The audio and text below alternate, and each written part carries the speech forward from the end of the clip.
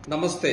श्री बालाजी बहुउद्देश्य शिक्षण संस्था द्वारा संचालित गुरुकुल सीबीएसई और भास्करवर पब्लिक स्कूल की अभूतपूर्व सफलता के बाद अब दिग्गज शहरवासियों की सेवा में डॉक्टर विवेक भास्करवर जी की मार्गदर्शन में प्रस्तुत किया जा रहा है एक और प्रतिष्ठित शिक्षण संस्थान चाणक्य इंटरनेशनल स्कूल।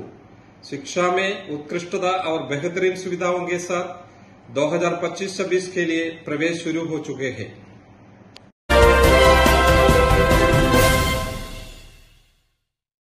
नमस्कार, मी सुरेश चिरडे।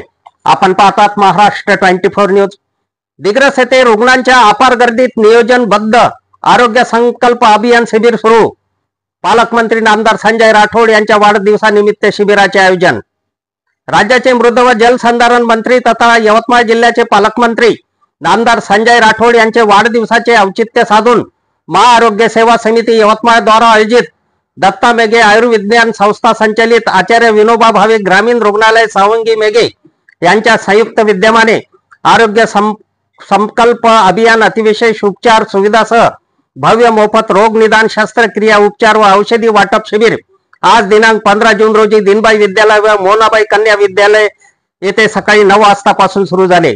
हरिहर लिंगनवार, राजकुमार वानखडे, उत्तमराव ठावकर, डॉक्टर संदीप दुधे, सुधीर देशमुख यांच्या उपस्थितीत शेकडो शिवसैनिक यांच्या परिश्रमाने शिस्तबद्ध आरोग्य शिबिर सुरू असून हजारो रुग्णांची तपासणी सुरू आहे।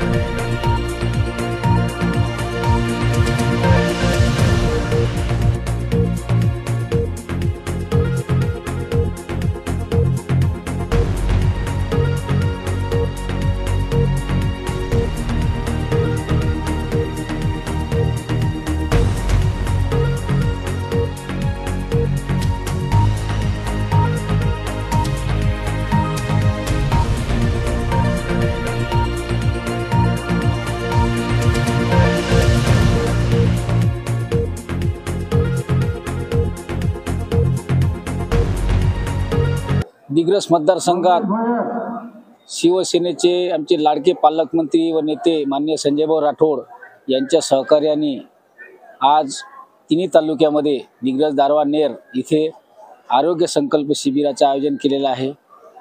80% समाजकारण आणि 20% राजकारण हे बाळासाहेबांचं ब्रीदवाक्य आणि जनसेवा ही ईश्वर सेवा हे एक ब्रीदवाक्य लक्षात घेता माननीय संजयभाऊ राठोड यांनी दरवर्षीप्रमाणे याही वर्षी संकल्प शिबिराचं आरोग्य संकल्प शिबिराचं आयोजन केलेलं आहे। गोरगरीब जनते जे मोठ्या दवाखान्यामध्ये उपचार घेऊ शकत नाही आणि त्या लोकांसाठी हे खास करून एक वरदान आहे आणि याच लोकांच्या आशीर्वादामुळे आणि सहकार्यामुळे आम्ही इथपर्यंत पोहोचलेलो आहोत। त्यामुळे त्या लोकांची सेवा करणे हेच खरं व्रत आहे आणि ते व्रत हाताशी धरून माननीय संजयभाऊ राठोड दरवर्षी अशा प्रकारचं शिबिर आयोजित करतात। सर्व समस्त दिग्रसच्या जनतेला मी आवाहन करतो की आपल्या घरात किंवा आपल्या आजूबाजूला कोणी अशा प्रकारचे रुग्ण असेल, इथे सर्व प्रकारच्या रुग्णांचा उपचार केला जाईल। त्यांना इथे सायंकाळपर्यंत पाठवावं। हे शिबिर सायंकाळपर्यंत चालू आहे। उत्स्फूर्तपणे रुग्णांचा इथे सहभागसुद्धा आहे आणि याच जनतेची सेवा आम्ही सतत करत राहू ही परत दिग्रसकरांना मी ग्वाही देतो आणि थांबतो।